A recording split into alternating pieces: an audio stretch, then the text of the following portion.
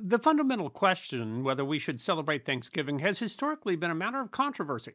As late as the Civil War, Thanksgiving was primarily celebrated in New England and in areas settled by New England migrants. Most Southerners, however, wanted nothing to do with Thanksgiving. They associated it with self righteous Yankees and they just didn't observe it. New England, on the other hand, tended to not celebrate Christmas. Dr. Tracy McKenzie, a professor of American history at Wheaton College, Illinois, notes that pilgrims didn't celebrate Christmas, noting that scripture authorized no celebration of Christ's birth and doesn't even say when it occurred. Thus, McKenzie notes you have this really interesting pattern in which the South celebrates Christmas and the North celebrates Thanksgiving, and never the two shall meet.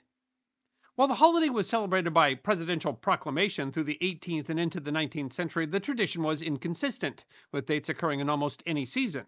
President Jefferson refused such a proclamation, arguing that it violated the First Amendment prohibition against establishing a state religion. It wasn't until an 1863 proclamation by President Lincoln that the November date became relatively set, largely due to the advocacy of author Sarah Joseph Hale, the Southern opposition to the holiday being less important to the president during the Civil War.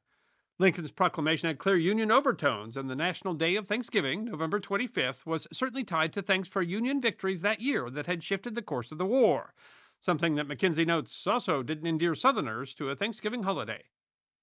Ironically, McKenzie argues that it wasn't turkey that eventually brought the nation together over the holiday, but pig, or rather, pigskin.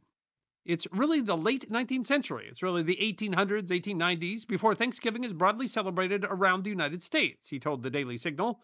By the 1890s, the National Football Championship game for what was the forerunner of the NCAA was being held annually in New York City on Thanksgiving Day.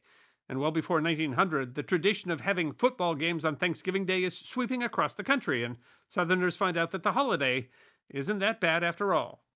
That tradition was taken up by the National Football League in 1934, and the tradition of Thanksgiving Day football continues to this day.